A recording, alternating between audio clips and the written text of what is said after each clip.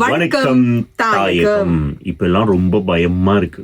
எதுக்குனால இந்த பயம்? சும்மா ஒரு ஒரு மோட்டார் பைக்கை வாடகைக்கு எடுத்து அந்த வாடகைக்கு போறதுக்கும் சரி, ரோட்ல போறதுக்கும் சரி, கொஞ்சம் பயமாத்தான் இருக்கு. கண்டிப்பாக நான் நீங்க சொன்னதுதான். சாதாரணமான ஒரு மோட்டார் பைக் டிராவல் தான், ரெண்டல் சர்வீஸ்ல போகக்கூடிய ஒரு மோட்டார் பைக் இல்லையா? இப்போ இந்த ஆப்பை பயன்படுத்தி நீங்க வந்து மோட்டார் பைக்கை வந்து புக் பண்ணி போவீங்க இல்லையா, அந்த மாதிரி ஒருத்தர் புக் பண்ணிருக்காரு. எஸ், அப்படி போன அந்த டிரைவரை கொஞ்ச நேரத்திலே வந்து கொலை பண்ணிட்டாங்க அப்படின்னு சொன்னா, சரி இதுக்கே இவ்வளவு ஷாக் ஆகுறீங்களே. கொலை நடந்த அடுத்த நாள் அந்த மோட்டார் பைக்கை யூஸ் பண்ணி இன்னொரு இடத்துல போயிட்டு கொள்ளையடிச்சிருக்காங்க. அந்த கொள்ளையடிச்ச சம்பவத்தையும் வந்து சாதாரணமா பண்ணல, அதையும் வந்து அடாவடியா தான் பண்ணிருக்காங்க. இது தவிர இந்த பிக்னி டிரைவர் வந்து கொடூரமான முறையில கொலை செஞ்சிருக்காங்க. இது வந்து ஹோமாகம பகுதியில நடந்திருக்கு. சோ இந்த கொலையோடு சம்பந்தப்பட்டவர் யார் அப்படின்னு பார்க்கும் போது, இலங்கையில ஒரு ராணுவ அதிகாரியாக கடமையாற்றிய ஒருத்தர் அப்படிங்கிற அதிர்ச்சிகரமான தகவலும் வெளியாயிருக்கு. அவர் இப்ப ராணுவத்திலிருந்து ரிட்டையர் பண்ணிட்டார். ஆனா அவர் வந்து இந்த மாதிரி கொள்ளை சம்பவங்கள்ல தொடர்ச்சியா ஈடுபட்டு இருந்திருக்கிறார் அப்படின்றது இப்ப தெரிய வந்திருக்கு. இவர் மட்டும் இல்ல, அவருடைய மகனும் சேர்ந்து அப்பா புள்ள செய்யற வேலையா இது? இது பத்தி தான் இன்னைக்கு இந்த வீடியோல டீடைலா பேச போறோம்.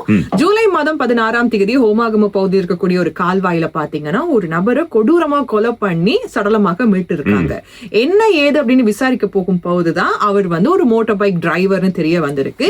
எப்படி இவர் கொலை செஞ்சிருக்காங்க அப்படின்னு சிசிடிவி ஃபுட்டேஜ் எல்லாம் எடுத்து பார்க்கும் போது, இவர் ஒருத்தரை வண்டியில கூட்டிட்டு வர்றாரு. ரெண்டல் சர்வீஸ் தானே. கூட்டிட்டு வந்தவர் இவரை கொலை பண்ணிட்டு அவருடைய மோட்டார் பைக்கை களவெடுத்தது மட்டும் இல்லாம, அந்த மோட்டார் பைக் டிரைவர் இறந்து போனவர் இருக்கார் இல்லையா, அவருடைய செயின், மொபைல் போன், பெருமதியான காசு, பர்ஸ் எல்லாத்தையுமே கொள்ளையடிச்சிட்டு போயிருக்காரு. இது வந்து ரொம்ப கொடூரமான முறையில் கழுத்தறுக்கப்பட்டு கொடூரமாக கொலை செய்யப்பட்டிருக்கிறார் அப்படின்னு சொல்லி சொல்லப்படுது.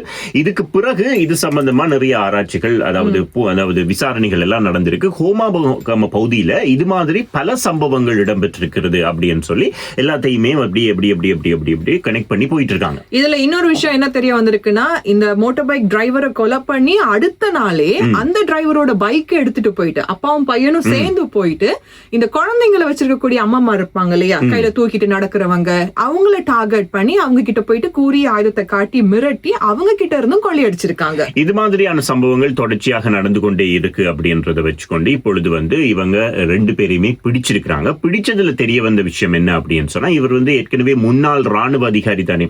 இவர் பழைய ராணுவ ஐடென்டி கார்டை பயன்படுத்தி இந்த போலீஸ் சோதனை சாவடிகள்ல இருந்தெல்லாம் தப்பி இருக்கிறார் அப்படின்றது தெரிய வந்திருக்கு. சோ இது இப்ப எங்கேயாவது ஒரு என்ன சொல்றது, போலீஸ் சோதனை சாவடி இருக்குன்னு சொன்னா, இவர் ஒரு முன்னாள் ராணுவ அதிகாரின்னு வரும்போது இவரை ஈஸியா வந்து சந்தேகப்படவே மாட்டாங்க. இது மட்டும் இல்லாம இவங்களை கைது செய்யற நேரத்துல வந்து இவங்கள்ட்ட வந்து ஒரு நாட்டு வெடிகுண்டு ஒன்று இருந்திருக்கு. அது மட்டும் இல்லாமல் 50 மில்லிகிராம் பெறுமதியான ஹெரோயினும் இருந்திருக்கு. இது எல்லாத்தையும் விட 50 இல்ல 500 மில்லிகிராம் ரத்த கரை படிஞ்ச ஒரு ஹெல்மெட்டையும் இவங்க கிட்ட இருந்து கண்டுபிடிச்சிருக்காங்க. இப்படி எல்லாம் இருக்கும் போது இவங்க இது வந்து இப்போ ஸ்டார்ட் பண்ணி செஞ்ச விஷயங்கள் கிடையாது.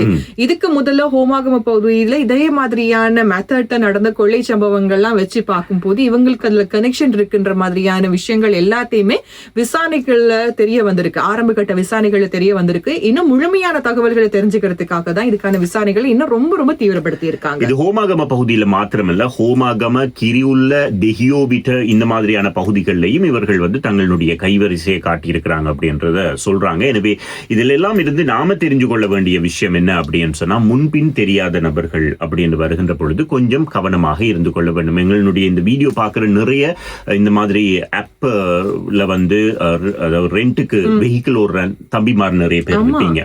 அதே நேரத்தில் வந்து வீடுகளுக்கு சில வேளையில ஒரு வீட்டு அட்ரஸை கொடுத்து வாங்கன்னு சொல்லிட்டு அந்த வீட்டுக்கு உங்களை பொருளை கொண்டு வர சொல்லிட்டு அந்த வீட்டுல வச்சு உங்களுக்கு வந்து ஏதாவது ஒரு சம்பவம் நடக்கலாம். அதனால எப்பவுமே நீங்க செய்யற இந்த தொழில் சம்பந்தமாக வர்ற விஷயங்கள்ல அவதானமாகவும் கவனமாகவும் இருந்துக்கொள்ளும். வாகனங்களை அயருக்கு எடுக்கிறவங்களும் சரி, அயருக்கு ஓட்டுறவங்களாக இருக்கட்டும், ரொம்ப பாதுகாப்போடு செயல்படுங்க. நேரத்தில் பொதுமக்களை பொறுத்த வரைக்கும் குழந்தைகளை வச்சிருக்கக்கூடிய அம்மாமார், கை குழந்தையா இருக்கட்டும், இல்லைன்னா நடக்கக்கூடிய குழந்தையா இருக்கட்டும், நீங்க அவங்களோட ரோட்ல போகும் போதோ இல்லைன்னா வீட்டுல இருக்கும் போது ரொம்ப சேஃபா இருங்க.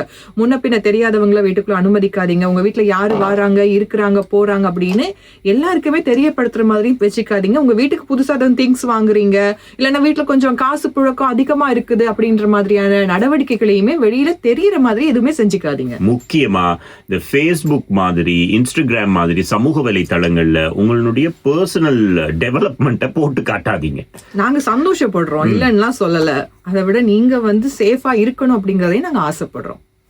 வணக்கம் தாய்.